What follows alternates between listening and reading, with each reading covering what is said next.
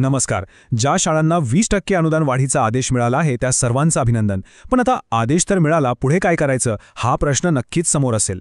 तर काळजी नसावी, कारण कोणती कागदपत्र अगदी तातडीने जमा करायची आहेत आणि नेमकी प्रक्रिया कशी असणार आहे हेच आपण आता सोप्या भाषेत समजून घेणार आहोत.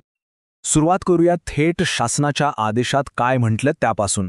इथे बघा, आदेशात अगदी स्पष्टपणे लिहिलेलं आहे की पात्र शाळांना एक प्रमाणपत्र सादर करणं बंधनकारक आहे.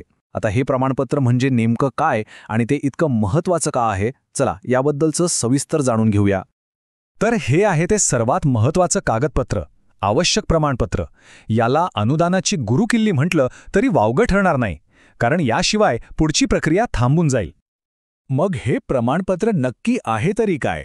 अगदी सोप्या भाषेत सांगायचं झालं तर हे एक स्वयं घोषणापत्र आहे. यातून शाळा सरकारला एक प्रकारे वचनच देते की अनुदानासाठी ज्या काही अटी आणि नियम आहेत त्या सगळ्यांचं आम्ही पालन केलेलं आहे. म्हणजे ही एक साधी पण अत्यंत महत्त्वाची कंप्लायन्स चेकलिस्ट आहे असं समजा. चला आता या प्रमाणपत्राच्या आत काय आहे ते पाहूया. यात एकूण 12 मुद्दे आहेत, पण घाबरण्याचं काही कारण नाही. आपण त्यांना समजायला सोपं जावं म्हणून 3 भागामध्ये विभागलं आहे: प्रशासकीय, कर्मचारी आणि विद्यार्थी विषयक नियम. पहिला भाग आहे प्रशासकीय नियमांचा. इथे काही अगदी मूलभूत गोष्टी तपासल्या जातात. उदाहरणार्थ, शाळेची मान्यता वैध आहे का, शाळा मंजूर ठिकाणीच सुरू आहे ना, आणि सगळ्यात महत्त्वाचं, ज्या वर्गांसाठी अनुदान मागितलं आहे ते स्वयं अर्थसहाय्यित म्हणजेच सेल्फ फायनान्स्ड तर नाहीत ना. थोडक्यात सांगायचं तर शाळेचा पाया कायदेशीर आणि मजबूत आहे की नाही हे इथे पाहिलं जातं. आता दुसरा भाग, तो आहे कर्मचारी आणि भरती प्रक्रियेशी संबंधित.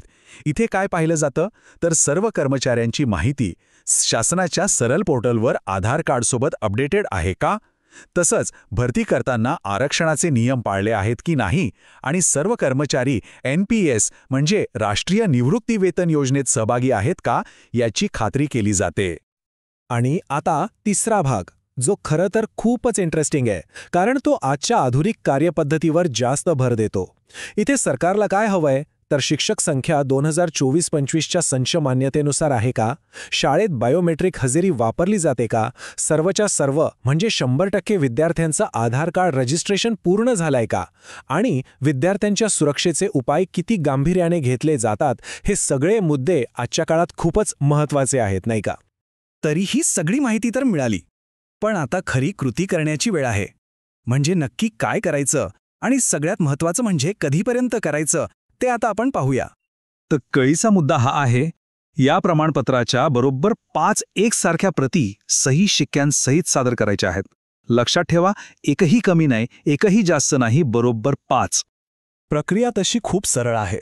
सगळ्यात आधी प्रमाणपत्र पूर्णपणे भरायचं, त्यावर मुख्याध्यापकांची सही आणि शिक्का घ्यायचा, मग त्याच्या 5 सारख्या प्रती तयार करायच्या आणि त्या सगळ्या प्रती स्थानिक शिक्षण कार्यालयात स्वतः जाऊन जमा करायच्या आहेत.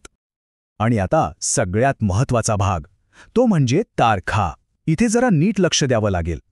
हे प्रमाणपत्र स्थानिक शिक्षण कार्यालयात जमा करण्याची शेवटची तारीख आहे 12 नोव्हेंबर 2025 आणि वेळ दुपारी 12 वाजेपर्यंत.